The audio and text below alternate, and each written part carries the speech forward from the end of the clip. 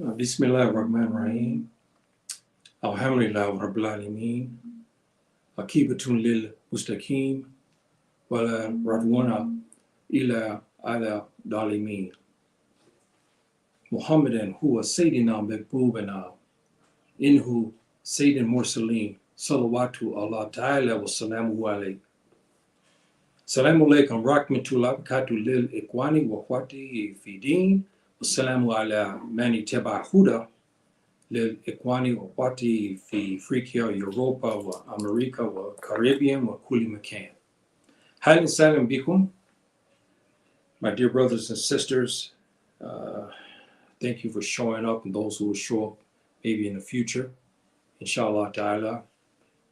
And I wanted to tackle this subject because I saw something on YouTube the other day that gave erroneous information about the rights of Muslim women to marry non-Muslim men, and also for Muslim men to marry Christian, Hebrew, Jewish women. And the information they gave was erroneous. And I had many followers who well, not my followers per se, but many their followers should say, that were delighted at the news that they were given, because some said that they were in relationships already, mostly with men, with they were Christian women, and that now they were sanctioned because of the erroneous information that was given by this one imam, and then this other lady who said that she was a scholar. And I never heard of her. And what she said was absolutely out of this world, because she said there was nothing in the Quran that stops a Muslim woman from marrying a Muslim man. I mean, a non-Muslim man, and that's not that's false. So I decided to do this subject, but not only that, I wanted to clear it up, because this relationship between the Muslim and the American woman or European woman, mainly the Tubab woman, but black as well, and she's Christian and Jew, Hebrew, and this relationship has been growing, and it's a detriment to the Muslim Ummah, and we'll get into that. And secondly, I wanted to do this because many of our brothers from the continent here, Afro-Arabs, the black Africans, even from Jazira Arab, the so-called Middle East, come to the United States. And I don't know what's happened when they enter the United States. Again, they end up having relationships with non-Muslim women, and some they marry. Mainly these are Tubab women. And so this situation is taking a turn to where it's a detriment. And I understand our brothers, our young brothers who come to Islam. They want to marry. They want to fulfill their obligations as a Muslim, and they want to marry, and they don't want to get entrapped in trials and tribulations of life of America, and get involved with women, and get trouble. And so they, out of desperation, they find Christian girls who they assume would be okay, because they were told that they can marry a Christian woman, and so they do. And many of them regret that decision, and many of them, are really hurt by it. So let's get into this here. The proofs of the proofs of Muslims can marry the Christian woman is true. On a general basis, Subhanahu wa ta'ala has authorized us to marry the Christian and the Jews, Hebrew women. No doubt, we can marry. No doubt, that generalization is there. Subhanahu wa ta'ala has ordained it. And we have many Muslims in past, and way back past, that did marry Christian women, and whatnot, and fathered children and so forth by these women. And so we look at, on a face value, it is true. You can marry the Christian woman. But let's get into some things here. Why the situation is not as easy as we have been made to believe that it is. It is very easy. You see a Christian woman, you like her, she's appealing to you, so you go and you marry her. This is not the case, my brothers and sisters, unfortunately. And these surahs here that I give you are the proofs that suggest and highly suggest that you should not do it and you cannot do it. Okay, let's look at number 5, verse 5, Surah Ma'idah. Remember, we talk about Surah Ma'idah a lot. Why? Because this is the governance. This is the Islamic governance surah. We call Surah Hakimiyah. Okay, because here many laws, rules are given in this particular surah. And here we go again. Here we have something about what we're authorized to do. And so Surah 5, Surah Ma'idah, and then the verse is 5. Subhanahu wa ta'ala says, the day are all things good and pure made lawful unto you. The food of the people of the book. The people of the book, who? The Christians and Jews. Is lawful unto you, and yours is lawful unto them. Lawful to you in marriage are not only chaste women who are believers, but chaste women among the people of the book. Now, stop here. Chaste woman. Okay? Yes, people of the book. But this is where our brothers are faulty, because they seem to ignore this chaste part of the woman first. They ignore this. They just say, oh, the people of the book, subhanahu wa ta'ala, ordained me to marry the Jewish girl. My girlfriend, I've been dating her 1 year, 2 years. I saw this girl in college. She's a pretty two-out girl. And, I think I want to spend the rest of my life with her. And I'm authorized to do it because it says here in the Quran. Yes, but it says chaste. Chaste woman.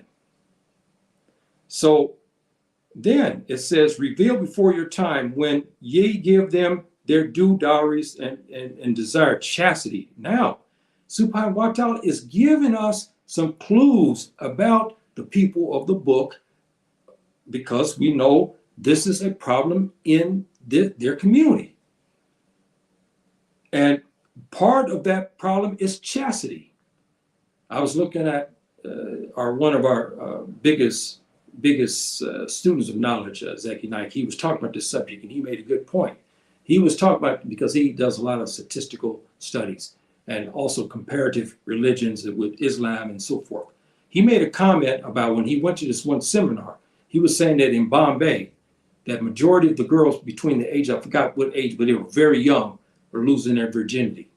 He was also saying that in the West, upwards to 90 to 95% of the young women have already had sexual contact. So here, the desired chastity, not lewdness, nor secret intrigues, because again, this is a known fact. And let me preface this, my brothers and sisters who are Christians. I'm not trying to damn you here or talk against you, because you're doing exactly what you're allowed to do under American law. You do that. I'm not questioning that. I'm not saying anything about that. I'm talking about Islamic law, and I'm talking about our brothers, the Muslim brothers, and our sisters, the Muslims, the Muslimah. This is what I'm talking about. And I'm talking about what Subhanahu wa ta'ala says about this. And that's it. I'm not going against anybody, but I have to say what Subhanahu wa ta'ala says, and what he ordains, what he doesn't ordain. And what our prophet ordains, then that's what he ordains. And I say it again, as I always say, Innani aqulu ma yaqul. I say what it says. I don't back away what Subhanahu wa ta'ala says for political reasons or something like this. If Subhanahu wa ta'ala says here that you can do it, but the woman has to be chaste, I echo what he says. And here he says that the woman should be desired chastity, not lewdness, and nor secret intrigues. The problem we have, again, brothers and sisters, we have Muslims who marry Christian girls. And they don't follow the Sharia Islamiyah. So when he looks at her, she's going to go out. Here she's dressed in provocative clothing with her outer ornaments exposed to a degree to where you know they're there and you see them quite well, especially the genitalia area with the type of pants they wear. You can see the outline and so forth and so on. What can he say to her? He's living in the United States. And if you do get rough with her, she could call 911, which many are doing on Muslim brothers. And when the cops find out he's black and he's Muslim, or he's Arab and he's an Afro-Arab and Muslim, you're in trouble, brother. Either you get shot or you get put in jail, and they'll try to find something, or they try to provoke you, because they'll see a Tubab woman and they'll see a Afro-Arab, or they'll see a black man, and then you have problems. And then when it gets down to it, I'm married to him, but I ain't married to this Quran. I don't follow that. And this is, I'm living in America. I'm not living in Saudi Arabia, so I can walk out the house and do what I want. This is what's happening to many of our brothers today when they marry the Christian girl in particular. Not only with the Tubab, but African-American women too. They're doing the same thing. Many are doing the same thing. Brothers marry African-American women who are so-called quote-unquote Christian, and they have the same problem. And under the Sharia, he's supposed to have the power of say, where she's supposed to get his permission to go out. And it's not like slavery, but she says, hey, I want to go to McDonald's and I want to stop by Kmart and so forth and so on. And husband's, okay, sweetheart, you got the keys, but be careful, and so forth and so on.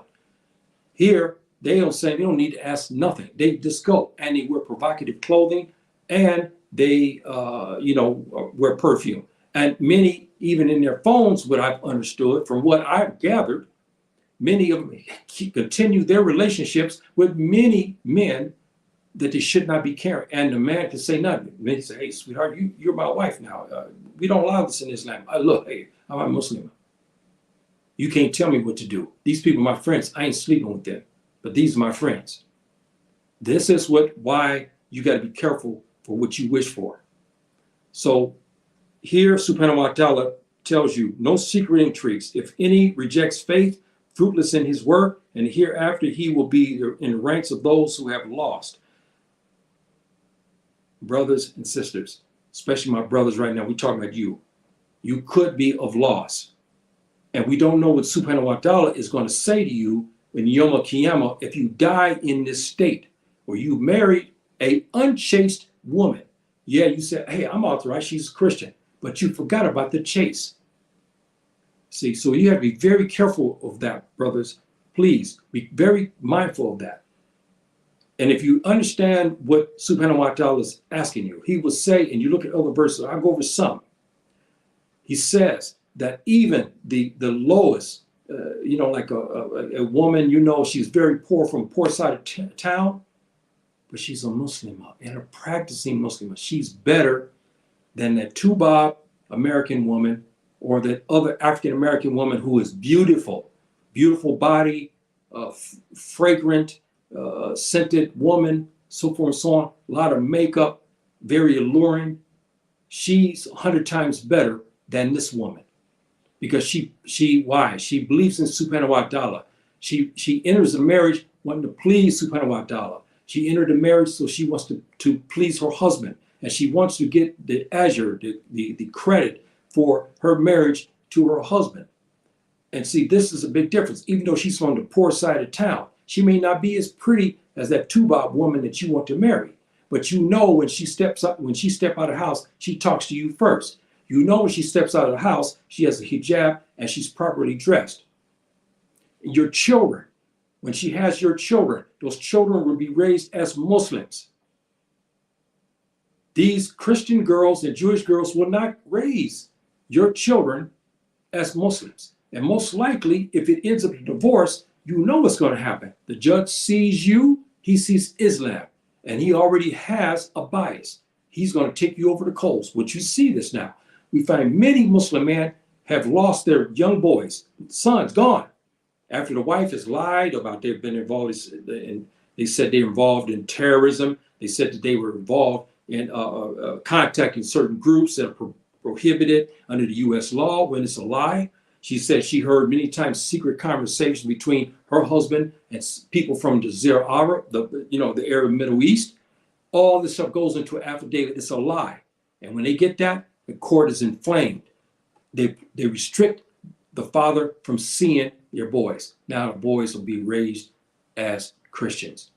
This is why it's a dangerous proposition, brothers, when you marry these women. Be very careful and learn what Subhanahu wa ta'ala says here. The chase is important. Chase has a lot of meanings to it. None is authorizing the woman to be naked walking around in the street. Lewdness, okay? Third, dating, provocative stuff that's going on. Like he said, secret intrigues. You know something's going on, you see her. She comes in a house, a phone rings, she runs upstairs, and she closes the door and locks it. So you can't hear her and you can't come in the room. Or she steps out of the house and then she's on the phone. You hear the man's voice talking. She says, I'm getting ready to meet you. I'll meet you over there at 7 o'clock. She comes back at 1 a.m. These things are happening to our Muslim brothers today who marry these women. And again, I'm talking Islamically now. I'm not talking about the American way of life in this sense. You can do what you want.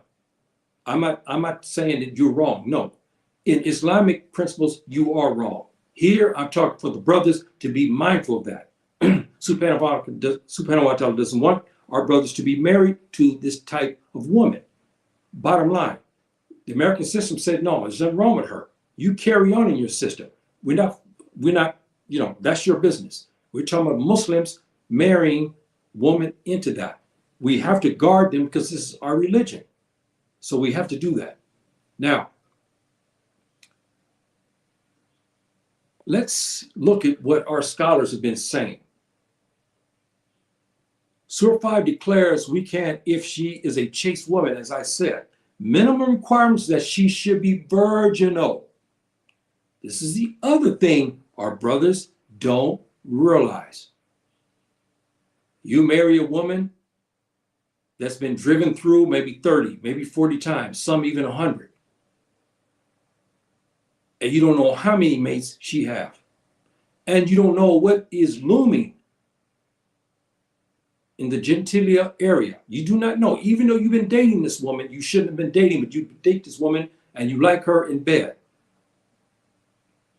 She's not eligible if she's not a virgin. And let's get into this. You see, I used the word virginal. I didn't say virgin. Why I say that? Because what's happening is the American Western system, the girl can play around. She has her dates, she can kiss, there's petting, the man, he can touch her, but he's not penetrating her. She's not chaste. Because a virginal woman is pure, period. No dates. She has not been touched. I'm not talking about sexually touched, meaning down in the genitalia area. I'm talking about her private areas, her breast, and so forth and so on. She has not been touched. This is a chaste woman. She's virginal, meaning she is completely clean. No man has touched her, period. How many Western women can meet this category? Very few. Very, very few. Even in Europe, you're not going to find that. Very, very few. Even in India, Zaki Knight was talking about the same thing. He said, you can't find it. It's hard. You go to a girl, you look at her, she looks to be this, this, this. When you get to talk to her, she's had many relationships. And if she didn't, she said, yes, I'm virgin. I never had penetration. But what happened, of course, when I started going on dates, I let the man touch me. That you're not chaste. She's not eligible for marriage as a brother. I mean, as a Muslim. I mean, as for the Muslim man, she's not eligible. Now, this is another part of this. She cannot be a polytheistic follower. This is a problem that we have, and I'm gonna get into the Hindu women in a minute here. But she cannot be this. Again, this eliminates many so-called Christians. Because why? They have their concepts that are not from Jesus alayhi salatu salam. These are the concepts that were created by the Tubab, theologians who decided to add the Trinity and to make Jesus white on top of that, and to change the Torah and the Sharia of the Jewish law to fit their ideals. And so you have people who are this way. I'm talking about women. You cannot marry her. You cannot marry her, brothers. I'm sorry, you just cannot. This is something that you must be very, very cognizant of. No, I don't want this one. Excuse me. Okay, yeah, here we go. There's Surah Ma'idah again, and there is okay. Surah Ma'idah number 72 and 73 is the reason why, again, she's not eligible, because Subhanahu wa Ta'ala has already said what they are. He said, yes, you can marry a chaste woman among them. But he's given you other places in the Quran to show you the ones who are not this way. I'm giving you proof not to marry them. They do blasphemy who say Allah is Christ, the son of Mary. They say this. How can you marry her? This is a mushrikah. How are you going to allow her in your house, Muslim man, and she's practicing the Trinity? You cannot. You're forbidden to even get close to anything like this. Anything that can jeopardize your faith, your iman, you're supposed to stay clear of it. So here, Subhanahu wa Ta'ala has told already, hey, you cannot. If this is what they believe, stay away from that. Now, the Hebrew. Let's look at the Hebrew woman here for a minute. I mean, excuse me, the Hindu, the Sikh, Brahma, the Buddhist. They are not eligible. Period. Now, let me say something to you. You can find chaste women among them, and they're Hindus, and they're Sikh, or they're Brahma, or they're Buddhists. And you'll find them, and there are many. They're in Malaysia, they're in Thailand, Cambodia, Laos. There's many, China. No man has touched them. And they're good women. But their belief system makes them ineligible to marry.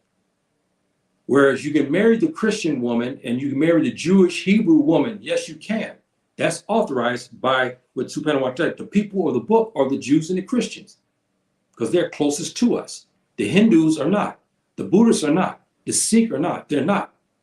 They're not close to us in relationship. They're mushrikeen, big time mushrikeen. So you cannot marry, even though there's many of their women who are chaste. I mean, chaste, big time.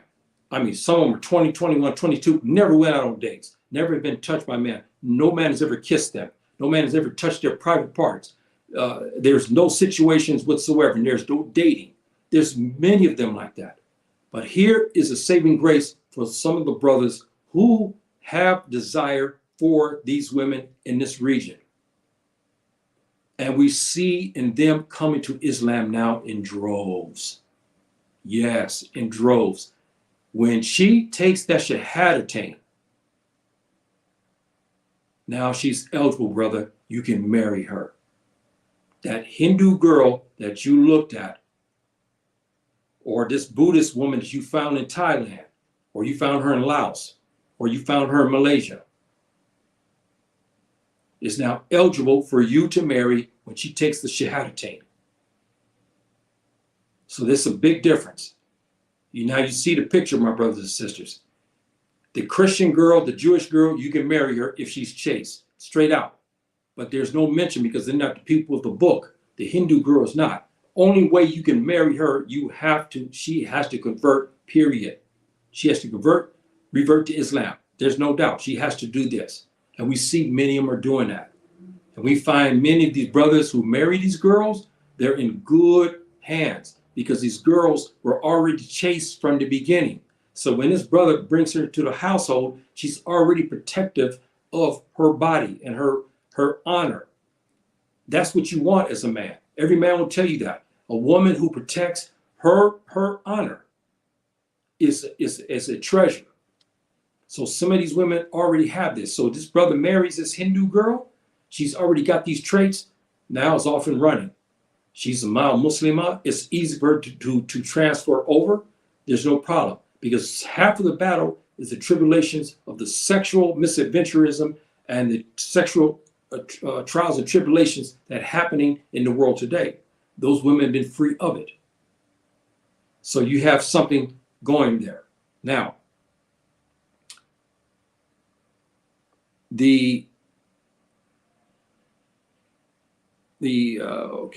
Now, the Muslim woman, the Muslimah, cannot marry a non-Muslim man. Surah 60, verse 10. They did not mention this fact. And that's very funny that they didn't mention this fact. Because remember I went over this surah here and I went over this verse talking about remember when the Muslims were now in a treaty with the Quraysh, the pagan tribes. They had this mithaq, they call this, between them. It was a 10-year mithaq, the agreement. And this agreement allows for certain transfers and so forth and so on. Now, when the girls come over, women came over from Mecca into the Medina, Subhanahu wa ta'ala has ordered them to be checked out. I talked about this. If it's found that she's a Muslimah, she cannot be returned to what? A non-Muslim, because she is not authorized. Now, these so-called modern woman scholars don't talk about that verse. They ignore that. They said there's no proof. There's proof there. Subhanahu wa ta'ala in 60 verse 10, Subhanahu wa ta'ala tells you straight out, don't return these women to the mushrikeen, to non-believers. Cannot. That's one of the evidence there. Cannot. And secondly, you got to remember something. When a Muslim woman marries a non-Muslim man, her religion is not protected because he's the head of the household, especially in the West. She has no footing inside the house. She has no complaints. If she goes to complain, say, look, then divorce him. If he begins to tell her, look, you pray, I don't want to see you pray in front of me. When I go to work, then you pray. You have to obey him. And how about the other matters? These other horror stories that's going on. I'll touch that now. The horror stories that's going on with Muslim women. Since the West has different ideals of sexual things, this Muslimah who came from, say, she came from out from North Africa or she came from West Africa, she's a Muslimah. She knows rules. Now she's married to an American man, a non-Muslim. He demands to have relations with her when she's on her cycle. And we have men that like that. Can you believe this? They like that. Now she's in her bind because we know that this is haram. Big time when she's on her cycle. She's not to be, no sexual contact like this is supposed to happen. I'm talking about sexual penetration because she's unclean. And these men and these non-Muslims demand this. How about the other things that go along with this? That is haram in Islam, but they've been doing it and they expect her to cater to his whims. This is why a Muslim woman should not. And when she has children, she cannot raise those children as Muslims. He won't allow that. So it's forbidden, period. The Subhanahu wa ta'ala is all knowing. And he knows why he forbid our woman from marrying these mushrikeen men or these unbelieving men. So it's a haram, cannot do it.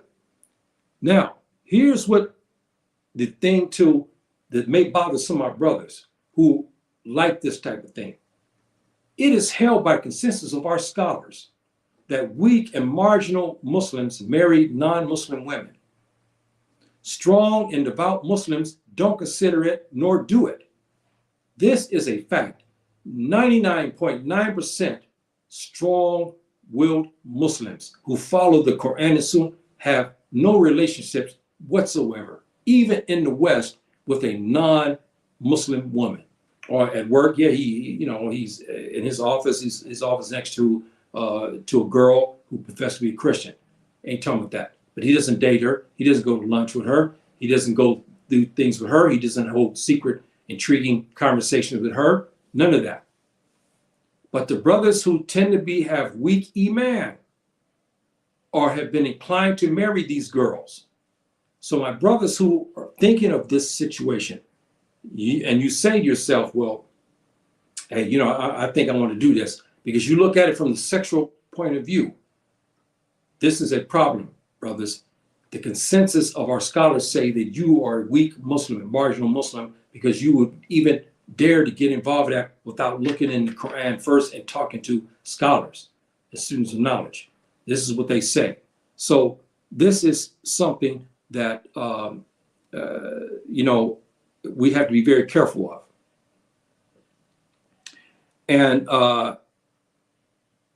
we have to look at this, my brothers and sisters, in a nutshell, of saying we are very protective of our religion. And we believe that our Muslim woman is the best woman on this earth. And we believe there's enough of them. We have the statistics to show there's enough of them that we can find her. Brothers, if you can't find her there in LA, you may have to. I know brothers now in the East Coast, they're finding many Muslim women here in Morocco. Many, especially in the South. Especially in the southern region of Morocco. Many African Americans are marrying Muslims. Have no problem, as I told you, heard me say, here in Morocco, if you're a Black American Muslim, you have no problem finding a wife. I'm telling you, there's no heavy search.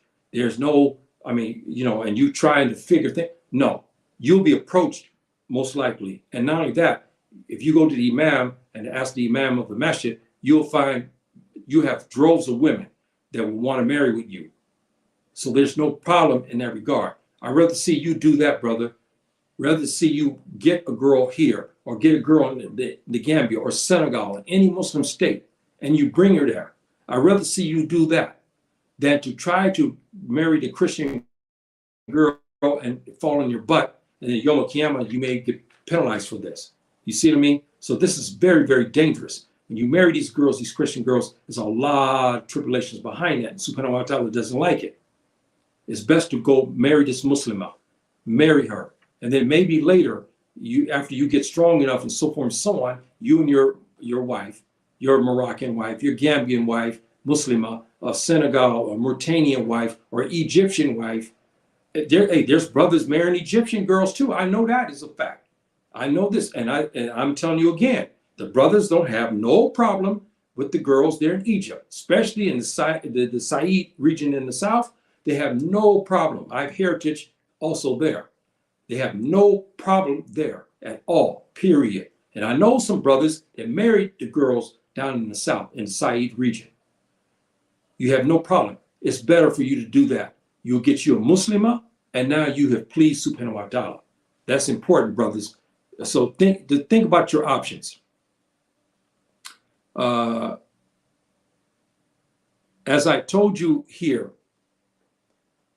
already, again, go over that. The non-chaste woman among the Jews, Hebrews, Christians are eligible for marriage if they come to Islam prior. Now, if she's Jewish or she's a Christian girl, and say she's been dating for many years, and this happens, some have even been in nightclubs.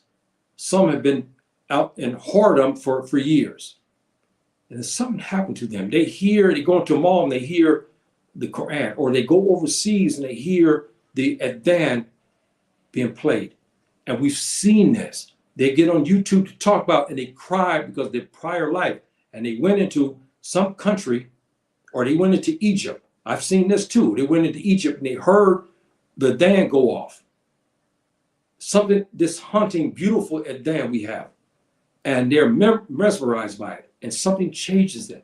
They come back to the States and they come to Islam. We've seen this. Now she's eligible for marriage, because when a woman is in this state, then she is now eligible for this. She can she's now a Muslimah, and so she's okay. And here is something underneath I put here.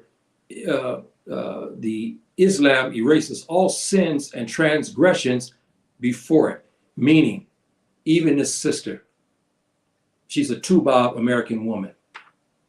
She was involved. She's an African American woman. She was involved in many sexual misadventures. But then they come to Islam. All that happened before is now erased. You cannot use that against her anymore. It's over. You cannot do that. You must now leave it alone, because Subhanahu wa Ta'ala is forgive her. You cannot bring this up. And that's another warning to you, brothers. If you do marry the woman who had these prior situations, when you get mad with her, don't bring up the fact that you knew she was working in a nightclub or in a strip joint or some bar. That's wrong. You can't take her Islam from her. That was Jahiliyyah time. It was in days of ignorance. You cannot use that against her. You must now not forgive her, because Subhanahu wa Ta'ala has forgiven her and made her Muslimah. So you have no right to go back into her past and use that against her. If you feel that you may be prone to that, then don't marry with her. See this. So this is another condition, brother, that you must be very, very cognizant of. Now here again, however, Hindus, Buddhists are ineligible irrespective of their chase. We talked about that, and the proofs. 5 and 5 is the proof, meaning the people of the book are not the Hebrew or the Hindus and the Buddhists. They're not. And the Taoists and so forth, they are not the people of the book, so they're ineligible. However, coming to Islam prior to marriage exempts her from Surah 5, verse 5 requirement, meaning about the people of the book, not chasteness. No, she still must be chaste, but she can't. She's not eligible to marry with a Muslim brother because she come to Islam. Big difference. Okay, big difference. Now, the Western states don't protect Islamic Sharia. This is a problem for our brothers. When you marry these girls, why some of our brothers end up in jail over child support things, over other issues that she called the police on him about, or she made up a lie and said that she was being beaten relentlessly, or she was attacked, or she was ravished by her husband, and so forth and so on. And the courts, they stack the courts against you, and we have brothers in jail because of these so-called Christian women. And the Western states don't protect Islamic Sharia. And marrying them in these states is a risky endeavor because, brother, as I said before, what are you going to do when she comes back in the house? You know she's been with a man because she runs straight to the shower. Or you notice in the wash her underwear and stuff are stained, and you understand what I mean. Or in some cases, she smells when she come in the house. You know the smell where she's been out like that. What can you say? You can say nothing to her because they don't protect the Sharia. It's authorized in America for her to do that. She can go out with any man she wants, even if she's married to you. If she decides to have sexual relations with Bob, she can. You can say nothing. Only thing you can do is divorce her. And if, according to how much long she's been with you, you know what's going to happen to court. They're going to sanction you with money. You know that. So you have to be very careful. And we know some of the Christian girls are now trying to find these Muslim men. Why? Because they know that they want them And they know these men won't go out on them as a rule. But they still have, remember the Nia? Remember we talked about that in my class, the Nia? But the Nia is to stay a certain amount of time and then go back to the divorce court and then get what she can out from his house or from his salary. It's a deadly racket, brothers and sisters. You know, deadly racket.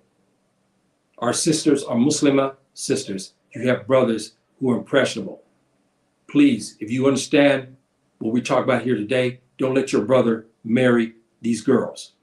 Don't let them to do this, okay? You talk to them and steer them in the right direction. Protect your brother, our Muslims, who you have a brother that now is deciding he's looking at some non-Muslim woman. And I would tell you should be forceful with him and say, don't do this, Yahya. You may regret this. Why don't you look at Surah 5? Why don't you look at Surah, and we'll get into other ones here in a bit, and these other surahs to help you. So, brothers, please be careful what you do here, okay? Please. Now, here's the other thing that our brothers are doing, which is despicable. They know the law about the chaste woman. They understand that. So what they do is they use the American system to have a concubine. They put her in an apartment. She's a Christian girl. And they have sexual relations with her. My dear brothers, don't try to escape this edict from Allah Ta'ala by taking the aforementioned concubines. We know Muslims are doing this even in India. They'll get a beautiful Hindu girl because now they know that the Islamic trappings is not around her. They put her up somewhere and they go sleep with her 3, 4, 5 times per week. Don't do this. It's haram. You should not do this at all. You're not to keep these women. You cannot. It's forbidden for you to keep these women. You cannot do it, brothers. You cannot do these women. You cannot. You just cannot keep them. So please be mindful of that. Now here's the other one. You brothers who marry the unchaste Jewish woman, unchaste Christian woman, not authorized under Subhanahu wa Ta'ala, and you have a child. Under Islamic rules, the child is not recognized. That poor child is not recognized under the Sharia. You see? And you want your child recognized under the Sharia. And it's not recognized.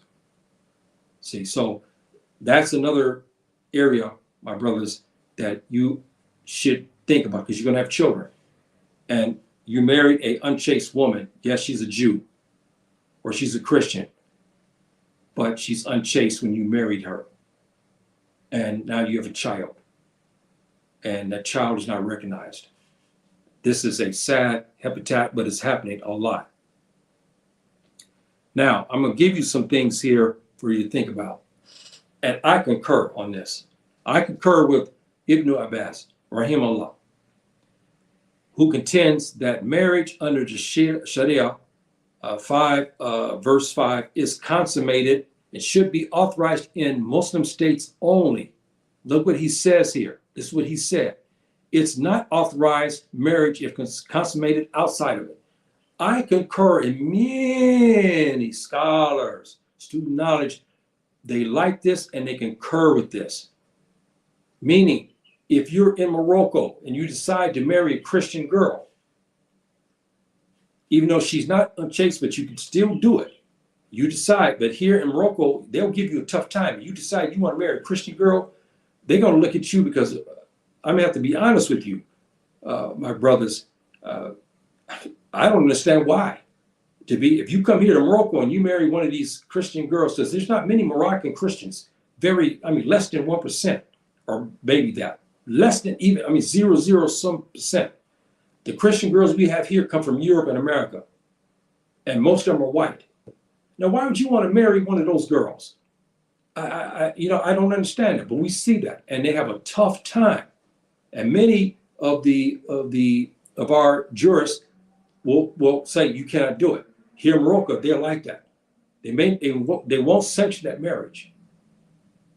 But here in Morocco, we have so many Muslims. I mean, I don't know. I mean, you can find what you want in all range of colors and all types of sizes and heights and economic background and educational background. You can find her here easy. So why would you want to marry a Tuba Christian woman that comes here and go through all this? And a lot of times, many have a hard time marrying, especially here in Morocco. But Ibn Abbas, rahimahullah, he said it can be only authorized because here in the Muslim states, the Islamic family law is protected. So she cannot go into the family court and then take the children from him. He cannot, because the courts will award the child to the husband who's a Muslim, because the courts here want the child to be Muslim. In American states, it's the exact opposite. Here, they will protect that. And a woman cannot have custody of her children, cannot. Now, if she's a Muslimah, she can. That's a different situation, because Ali, radiallahu anhu, said about don't get in between the child and between the mother and her child. He said that issue. The Prophet ﷺ also made a comment. He said that the child gives 75% of the love to the mother.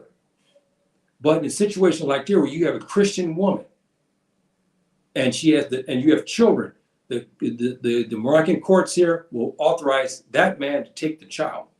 There's no doubt. It's over, because they want the child raised as a Christian. I mean, as a Muslim.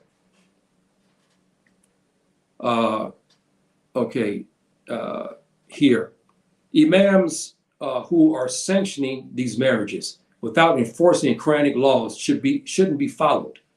Yes, brothers, we have them. Those who's authorizing this, don't follow them. Muslim women groups on YouTube, there's a lot of them now, brothers. You got to be very mindful of them. Some of them talk about some things that are just, it's outrageous.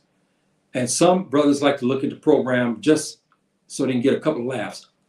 I don't like to look at it unless somebody tells me something about what this one sister had said, like this one. They told me, I said, give me the minute, what time they said it. And that's the part I go to. I look at that and I golf, because most of these kind of women groups like this, I don't like that. And Muslim groups on YouTube encouraging such marriages are heretical. That's right, in their faith. They are.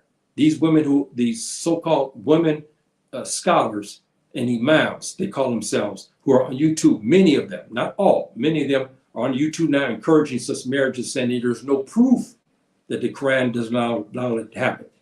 And I told you months back where this one sister in Facebook, I thought because of the way she looked, I thought she was, down with it. Then I saw one day she had this program, and it was beefing up the riba and everything else.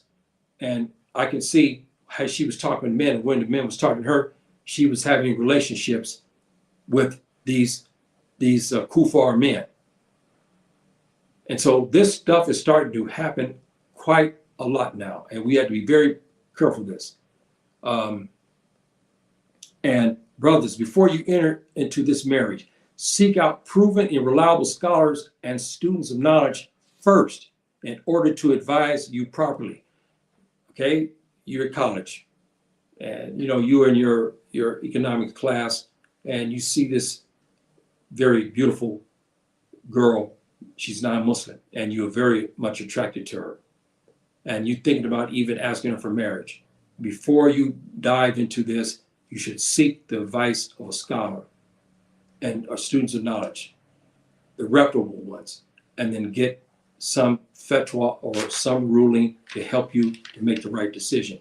Because sometimes we don't do that. We just look at something at face value, you go marry her, and then you have nothing but disaster after that. Islam is our way of life, and marriage constitutes 50% of marriage. This is why the Muslim marriage with the Christian woman, as we said, is rough. Not all, okay, but percentages show that these relationships are bad and they end up in divorce. And I've already talked about some of the conditions that these non-Christian women, the non-Muslim women, what they do to their husbands. And these are no long marriages anymore. This is part of Ta'ot. And this is means the way of evil. And so this is something that we know is going on, and we know that 50% of our faith, it has to do with the marriage. That's why it's important to find the right woman, period, to marry. Islam protects its practitioners. Muslims are engaged in practicing, promoting, and propagation of the religion. To engage in anything outside of that is a threat to it. It is prohibited. Brothers, if you marry a non-Christian woman, you've just added a threat to your house, because she's going to be a threat to you and your religion. She'll say, and I've heard this so many times now, so many times. She said, I married you. I didn't marry your religion. I've heard this. I've heard this many times. The same thing. I married you. I did not marry your religion.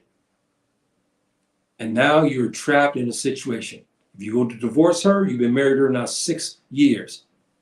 And can you financially support a divorce? It's very difficult. Because by the time they rack you over the coals, no telling how much child support or spousal support you're going to have to pay. And she may get some things out of your house. You may lose a lot of wealth because of the draconian laws there. So, you have to be very careful here. And you got to remember that. And you cannot promote anything inside your house when you have a Christian woman, because they don't like this. Majority of them, they'll say, hey, look, yeah, I married you because I love you. I don't like your religion. And we also have what's going on too, which is very, very, very sad. We have Muslims married to Christian girls. We now seeing these men going to stores buying wine, beer, pork products for their wives. We see African American Muslim brothers are going to the barbecue joint to buy ribs, pork ribs. We see some of the sisters asking the brothers to go buy pig feet and chitlins. And he do it. Now he has this in his house. See? And so this is why it's dangerous to engage in anything outside of it, and is a threat to it. She is a threat to your way of life as a Muslim. And so that's why you have to be very careful of what you ask for and what you are doing. Generally speaking, the consensus points out that non-Muslim spouses hold traditional views about and against Islam. Again, they have this. One day you didn't talk about this when you were dating with her, when you're out there playing around with her, and you were doing things with her, dating her, and so forth and so on. And you infatuated with her beauty. Then you marry her. And now here it is, here's come the virus, you inside the house with your wife, you guys can't get out. And then she begins to tell you things about what she doesn't like about Islam. Things that are wrong. This has happened to many brothers now who talked about this. Spouses hold traditional views about and against Islam. It's a threat to your iman, brothers.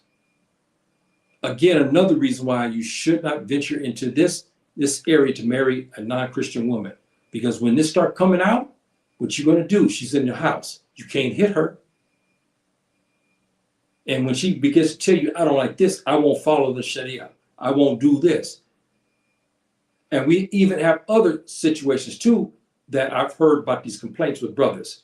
The Muslimah is clean because she knows what she must do when she visits the restroom and so forth and so on. She knows she's geared, as a general rule, she's geared into making herself presentable for her husband and making sure she's clean. Many of our Western women are not like that. Many of them don't take the precautions and so forth and so on that our Muslim women do. And what you going to do, brother, when you try to force her to do that, she said, I don't do that. I don't take baths. Because I got my hair and so forth. I don't want to do this. I won't use water after I visit the thing. I have toilet tissue. Okay, you understand, there's a whole myriad of things that they'll say to you, and now you're trapped. And this is why we have to be very careful what we do. This is a major detriment to the marriage, which is why the divorce rate in these cases are astronomical. They are, brothers. The horror stories are coming out from, that these brothers are involved in now, it's off the charts. It's things that I don't even conceive of. And they marry these Christian girls and things they're said to them. And speaking of that, I was talking about the sisters are forced to do things sexually they didn't want to do because they know that Subhanahu wa ta'ala does not authorize that. Same with many of these Christian girls too, and Jewish girls. They'll tell the man they want some things done to them that is not authorized in Islam. What is he going to do? See, and then when she threatens you and say, look, if you don't do what I want, I go out here to Charlie, he'll do this for me. And they do it. So now you're trapped. Now you're already in a haram marriage. Now you're starting to do haram things in the bedroom because she wants these things done. And we have those problems, brothers. They're happening. So now be very mindful of this. Now, the proof of this is Surah 2, verse 120. And I'm trying to see where that's. No, it's not it. Okay. No, it's not it. This is 221. Okay. Well, this is not the verse. Okay, there's another verse, but I want to cover this one anyway. Surah 2, 221 tells you right here. This is the proof that these imams tell you, no, you have no problem. You go marry her. Or these women groups, these modern Muslim women groups tell you, no, you can marry a Christian girl. There's nothing saying. Look here. Do not marry polytheistic women. This is what Subhanahu wa ta'ala said until they believe. Okay? Now, again, we said that. If they convert to Islam, okay. And believing slave woman is better than a polytheist. We said this. We see a beautiful girl here. She's a polytheist, okay? She believes in the Trinity. She believes that Jesus, alayhi salatu wasalam, is God. Okay, now, but you have this woman. She may be in a poor area, but she's better than this woman. Even though she might please you, do not marry polytheistic men to your women. Brothers, you in your house, don't you fight. You and your father, pops and you should be fighting if your sister wants to marry with a disbeliever. You should be fighting her. Even though, yes, she's 19, 20 years old, she's a grown woman, but you get after her to prevent her from doing that. And you give her the verses so that way she can be made to understand. Because she may be listening to these women on YouTube who told she can marry this Christian man. But you have to get you and pops to go to her and say, hey, look, sister, we can't do this. You can't go marry this Christian man. Look what it says here in verse in Surah 2, verse 221. It's quite clear. So this is what I'm talking about, that we have to be very mindful of. Here it is here. Here it is here. Verse 2, and there's verse 2, 120. Look what it says here. And never will the Jews or Christians approve of you until you follow their religion. How many we've heard this? We have brothers married and they fight, these Christian girls, Jewish girls fight their Muslim husband to bring them out from Islam, to bring him to become a Jew or Christian. We've had this happen, and we've had brothers out of sheer fantasy leave the religion so they can stay married to their Jewish wives or their Christian wives. This is a shame. Say indeed the guidance of Allah is the only guidance. If you were to follow their desires after what has come to you of knowledge, you will have against Allah no protection or helper. He will remove his hands from you, brothers. He's going to remove his hand from you. He's telling you this in this verse. If you decide now that she's telling you, look, I don't want you praying in the house anymore. I don't want you praying around the kids anymore. I don't want to see you pray when mom and dad come to the house. I don't want you praying at the masjid until you come home and do your chores first. Then if you wanted to go out, you can go pray. These are things that I hear the brothers telling that's happening to them today. They will not be satisfied until they get you out from Islam. And you see what Subhanahu wa ta'ala knows a human being. He knows them better than we do. And this is why it's forbidden, brothers, for you. Yes, you're authorized to do it, but you shouldn't do it because Subhanahu wa ta'ala has also give you the guide to marry a chaste woman. And chaste women, these women here are not chaste. So just be mindful of that. Please be very mindful of that. Because it's true what Subhanahu wa ta'ala says here. Very, very true. So just be mindful of that.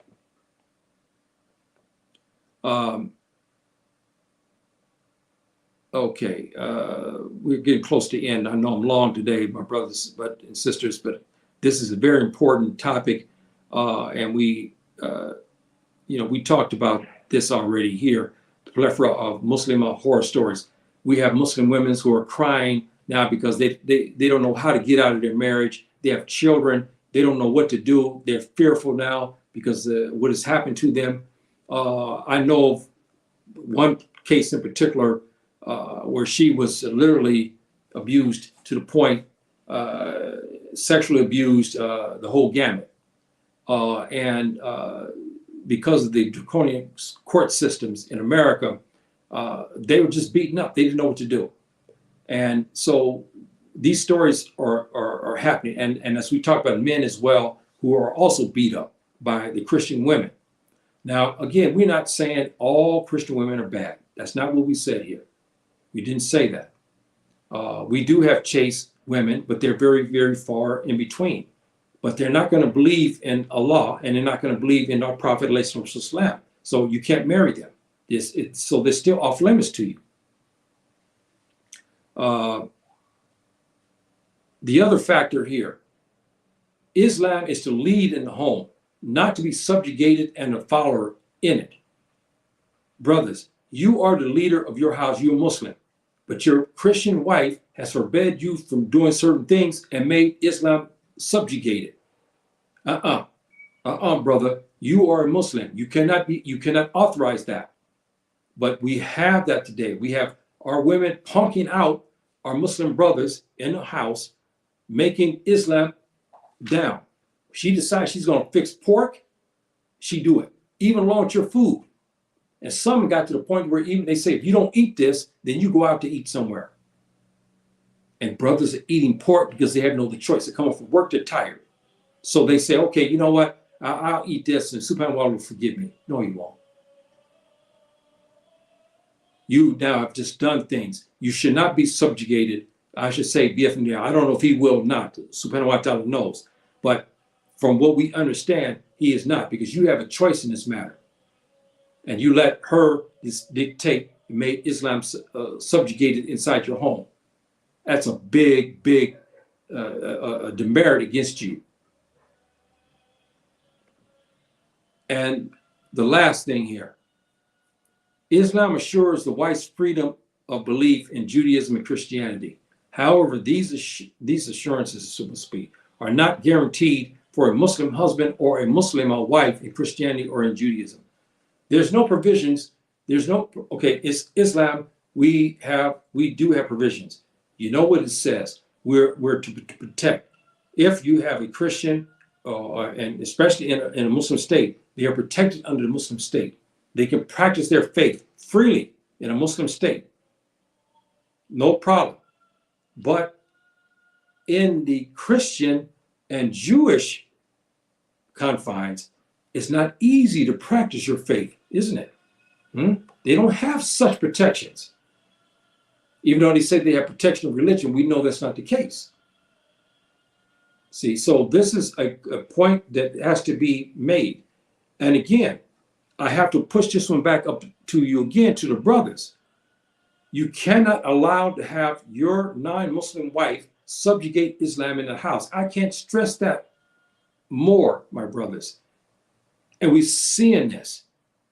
Or she orders you to go to go buy pork, especially in the South.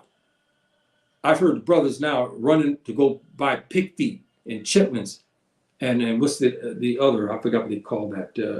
I've forgotten. It's been such a long time now. And the brother goes and do this, and someone even eating it with their wives. You cannot allow this, my brothers. Please don't allow this. So what is this in a nutshell? In a nutshell, brothers, you're authorized, as Surah 5, verse 5 says, if she's chaste. And I gave you the reasons, and now you have the proof from some of the verses in the Quran that you can use. The Muslim woman, is she authorized to marry a non-Muslim man? No. Surah 60, verse 10 tells you there. You cannot marry. Subhanahu wa ta'ala has made him prohibited for you to marry. And you brothers who have sisters in the house, and this is a Muslim household. You have pops who's a Muslim, and you, brother, and your sisters over here. You guys cannot go and give her, you cannot give her hand in marriage to these mushrikeen. You cannot. You're forbidden for doing that. You cannot. That verse here tells you, don't surrender your sister to one of these mushrikeen. You cannot do it. I don't care what this guy is. I don't care if he's rich and he can provide for her. Islam is not about money and everything else. The 50% of the religion, we're supposed to protect our religion. This is what I'm talking about. Be very careful and mindful of that. You must protect our sisters as well. So you brothers and pops, pops, hey, men my age and so forth and so on, inside your household, don't give your daughters to these mushrikeen. Now, she's 30 years old. You can only counsel her. She decides to do it. There's nothing you can do about that. But you must put some sanctions on her if she do this. Now, I'm not saying you don't love her anymore. She's not your daughter. I'm not saying that. But you put sanctions on her to show that you're not for this. And remember something. Your relationship is with Subhanahu wa ta'ala first, not with the children. The children is not the first priority in your life. It is pleasing Subhanahu wa ta'ala. That is it. Because when you stand before him, it's not you stand before him on your deeds. You see, you had to be very careful of that. See, so don't let the children be a fitna to you, like he says in the Quran, and just be mindful of that, brothers. So my recommendations to you is this. My brothers, young brothers out there getting ready to marry this Christian girl or thinking about it, don't do it. That's first, because you have the proof. Don't do this. It's not authorized because they're not chaste. Okay? Secondly, I say that if you're going to do this, you must do this in a Muslim state. Meaning, if you live in a Muslim state and you decide to marry a Christian girl, it is authorized if she's chaste. But if she's not chaste, you cannot. Okay? You cannot marry her even in a Muslim state. And here in Morocco, they make these marriages very difficult. Very difficult. Because it's not authorized and they don't like it.